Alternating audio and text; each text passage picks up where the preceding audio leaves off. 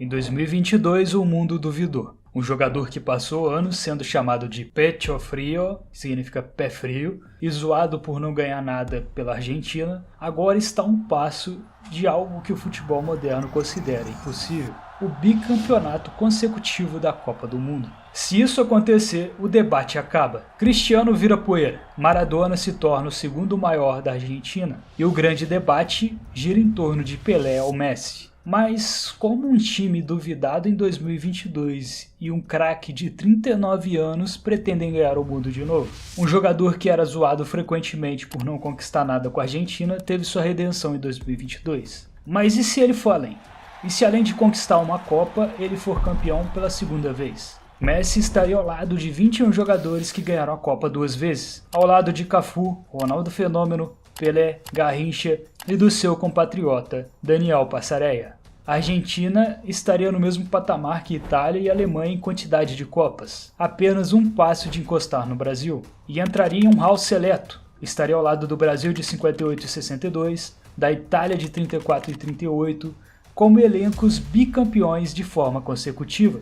Mas sejamos honestos, estamos falando de esportes completamente diferentes. Aquelas eram seleções lendárias, sim, mas o futebol era outro. O jogo era mais cadenciado, os espaços generosos, e o jogo físico não era nem de longe o fator decisivo que é hoje. Em 62, o talento puro ainda conseguia mascarar uma preparação física mediana. Hoje, o futebol é uma guerra de milímetros. No futebol moderno, o vigor atlético é levado ao limite, o espaço para pensar é nulo, e a intensidade é sufocante durante os 90 minutos. Ser bicampeão nos anos 30 ou 60 era uma façanha. Ser bicampeão em 2026, na era dos robôs de Guardiola e da análise de dados, é um milagre tático. Nenhuma seleção do século XXI conseguiu. O time campeão geralmente perde o apetite, o técnico se torna refém das suas próprias ideias, e o elenco envelhece diante dos nossos próprios olhos. Vimos isso com a França de 2002, eliminada na fase de grupos, o vexame do Brasil de 2006 e a eliminação precoce da Alemanha em 2018.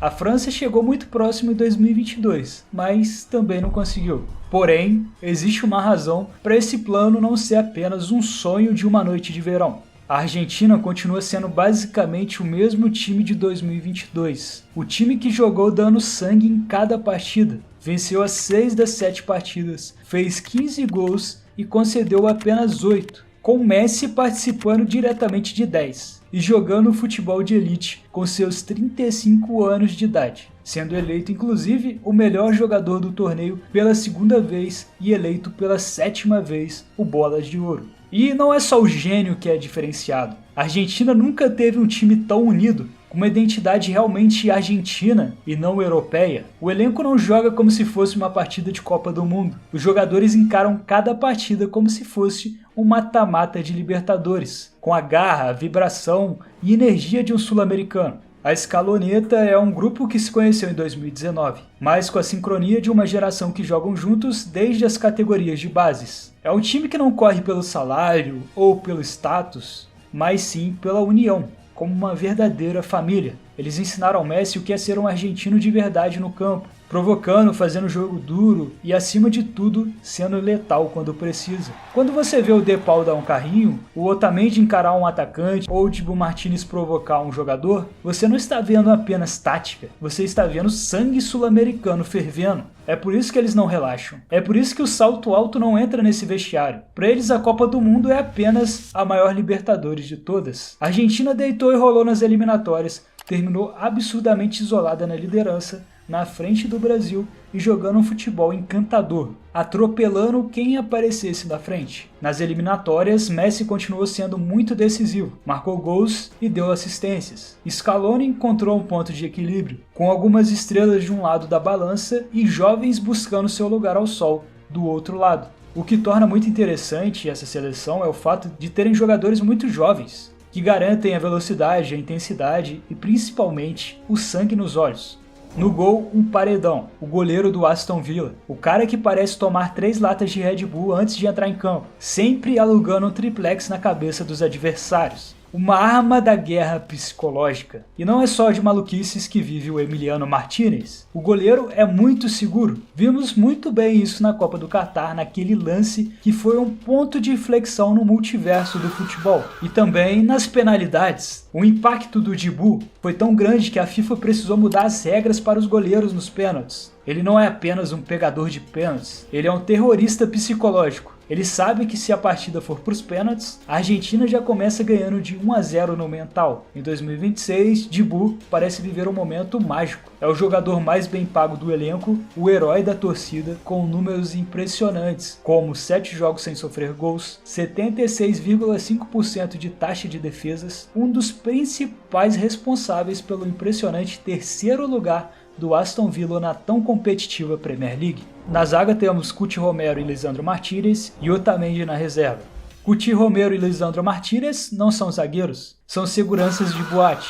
Eles jogam com o regulamento debaixo do braço, mas com o pé sempre no limite. Na Premier League eles aprenderam a antecipação agressiva. Se o atacante respira, o Cuti Romero já está no pescoço dele. Essa cozinha argentina permite que o meio de campo jogue de terno, porque sabe que atrás deles existe uma linha de frente que prefere levar um cartão vermelho do que ver o Messi machucado dentro de campo. Otamendi ainda é um general da zaga, principalmente para jogos físicos e aéreos, mas divide minutos com o resto do elenco. Na lateral direita, Nahuel Molina, um lateral moderno, rápido e com fôlego infinito, que infiltra na área adversária quando menos se espera, como vimos no gol de 2022 contra a Holanda. Gonzalo Montiel traz a raça característica de um jogador do River Plate, faz ótimos cruzamentos e bate pênalti como ninguém.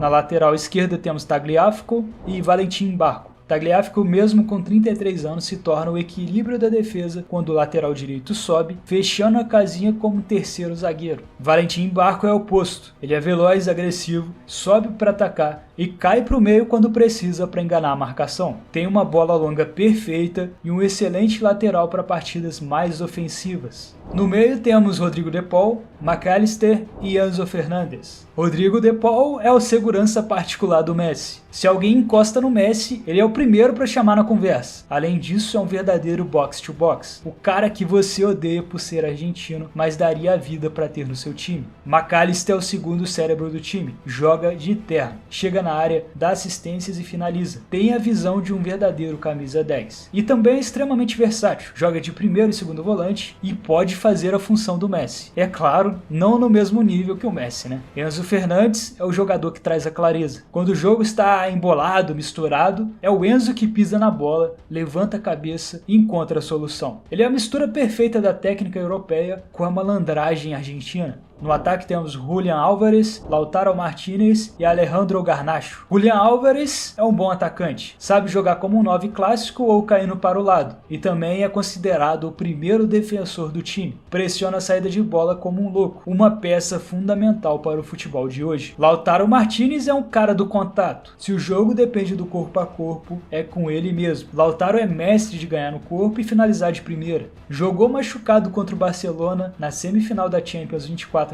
e fez um gol, e continua sendo o principal nome da Inter de Milão, chegando à marca de 20 gols na temporada. Alejandro Garnacho é o ponta que joga no 1 contra 1. Ele busca a linha de fundo, usa velocidade e tem aquela audácia, e até um pouco de marra também. E o que falar de Lionel Messi? Ele é o capitão que mais jogou pela Argentina, o maior artilheiro e assistente. Vai jogar sua 6ª Copa do Mundo. Em 2025, jogando nos Estados Unidos, teve números absurdos. Em 49 jogos, marcou 43 gols e deu 26 assistências. Levou o Inter Miami à sua primeira MLS e foi eleito o melhor da competição. A Argentina chega em 2026 como favorita, por um motivo que desafia a lógica do futebol. Lionel Scaloni ignorou a frase mais perigosa do esporte: time que está ganhando não se mexe. O treinador não sentou sobre os louros do Catar. Pelo contrário, ele analisou os erros, deixou a disputa de posição viva e injetou sangue novo. Enquanto a Espanha de 2010 e a Alemanha de 2014 se transformaram em museus e foram eliminadas precocemente, a Argentina se transformou em um laboratório de alta performance. O grupo não relaxou. Não existe salto alto quando os veteranos da equipe são os primeiros a dar o carrinho. A escaloneta de 2026 é o equilíbrio perfeito. A juventude traz o fôlego e a agressividade, enquanto as promessas de 2022 amadureceram e hoje não são apenas opções, eles são os donos dos maiores clubes da Europa. McAllister é o 10 do Liverpool e campeão da Premier League 2024-2025. Enzo Fernandes é o jogador completo que joga no Chelsea e foi campeão do Super Mundial em 2025. Julian Álvares é fundamental no Atlético de Madrid e cogitado para assumir a posição de Lewandowski no Barcelona. Lautaro Martinez é metade do time da Inter de Milão. Levou o time à final da Champions League lesionado. Garnacho bagunçou as zagas na Premier League jogando pelo Manchester United e agora pelo Chelsea. Agora a grande dúvida é, será que o Messi realmente vai jogar a Copa de 2026? E se tratando de uma Copa nos Estados Unidos, onde ele tá jogando e virando ídolo e espalhando a palavra do futebol, entre aspas, eu acho que é muito difícil ele não ir. Eu acredito que ele continua sendo aquele cara do último passe, ou da finalização, ou do drible que quebra defesas inteiras. Ele não vai render 90 minutos, mas consegue ser o jogador diferenciado. Agora imagine o impacto no debate sobre quem é o maior de todos os tempos. Se Lionel Messi conquista o bicampeonato mundial, ele deixa de ser apenas um gênio de sua era para se tornar o rei absoluto do futebol moderno. Na Argentina, Maradona sempre foi o Deus, porque ele praticamente venceu 86 sozinho. E Messi nunca teve uma identificação tão grande com o povo argentino, por sempre ter jogado no Barcelona. Em 2022 isso mudou. Messi adotou o estilo meio rebelde de Maradona e virou ídolo. Chegou a empatar com Maradona na admiração dos hermanos, e se for bicampeão, aí esquece, meu amigo. Messi, além de ter mais copas, ele foi um jogador muito mais consistente, sem muito drama pessoal e sem muita polêmica, que mancharam inevitavelmente a imagem do El Pibe de Oro. E os fãs de Cristiano Ronaldo? Eles entrariam em colapso, meu amigo. A maior rivalidade do futebol teria um momento de checkmate, apesar de que o Cristiano Ronaldo é o maior atleta do futebol. Isso é inegável. Ele sempre foi o cara que mais trabalhou duro, tem um físico impecável e uma obsessão assim acima da média pelo futebol. Quase 1000 gols na carreira, mas com 2 Copas do Mundo o debate acaba. O que separa eles hoje, por exemplo, é um troféu. E se existisse mais um, o Messi deixaria seu rival comendo poeira. A distância entre os dois seria um abismo. Ou agora outro que se reviraria no túmulo é o Rei Pelé. Se o futebol é uma monarquia, Pelé sempre foi o rei. Já compararam ele a Di Stefano, Sivori, Maradona e Messi. Ele dizia que ainda não decidiram quem era o seu maior rival. Ele morreu blindado pelas suas 3 taças mundiais. Mas em 2026, o roteirista do futebol pode agitar os maiores programas esportivos. Se Lionel Messi levantar a taça nos Estados Unidos, a comparação que Pelé não gostava se torna inevitável. Se Messi conquista o bicampeonato consecutivo em 2026, o argumento da distância entre os dois desaparece. A discussão deixa de ser baseada em nostalgia e passa a ser baseada em evidências. Messi vencendo em 2026 prova que é o gênio que dominou a era mais difícil e física do esporte. Para muitos, ele se tornaria maior que o próprio Pelé. Enquanto Pelé foi o cara que fez mais de 1000 gols, Messi em 2026 é o maior artilheiro da Argentina, o maior assistente da história. Ele estaria vencendo a Copa à beira da aposentadoria, mas com a mente de quem já zerou a vida. O mundo veria um homem de quase 40 anos carregar uma nação ao bimundial. Isso criaria uma imagem tão poderosa que o trono de Pelé, pela primeira vez desde 1970, começaria a tremer de verdade. A frase de Pelé envelheceria como leite, e o futebol de Messi como vinho. O cenário não poderia ser mais cinematográfico. A Copa do Mundo nos Estados Unidos, a nova casa de Lionel Messi. Estamos diante do The Last Dance, a última dança, no país do entretenimento, de Hollywood. E existe uma rima histórica aqui. Nos anos 70, o Rei Pelé atravessou o oceano para jogar no New York Cosmos. Ele foi o missionário que plantou a semente do futebol na terra do basquete e do futebol americano. Mas se Pelé começou essa história, Messi está aqui para dar um desfecho de Hollywood. Vencer em solo americano diante de um público que aprendeu a amar o soccer por causa dele seria a narrativa perfeita. Pelé brilhou no Cosmos em uma era analógica, mas Messi vive o digital. Cada drible, cada gol e cada passo dele em 2026 será replicado bilhões de vezes em tempo real em cada tela do planeta. Não seria apenas uma conquista esportiva, seria o maior evento cultural da história do esporte. Pelé abriu as portas dos Estados Unidos para o futebol. Messi pode se coroar rei exatamente onde o rei anterior deixou seu último legado. É o roteiro que nenhum escritor de Hollywood seria capaz de imaginar, mas que o destino parece estar escrevendo agora. Para a grande maioria da nova geração e para muitos analistas, o debate estaria encerrado. Messi seria o maior que o futebol já produziu. O rival que Pelé disse que não existia teria finalmente aparecido para reivindicar sua coroa. Mas e você? Se o Messi levantar a taça em solo americano, você teria coragem de dizer que Messi é o maior jogador de todos os tempos? Será que depois de 50 anos o futebol finalmente encontrou um novo rei?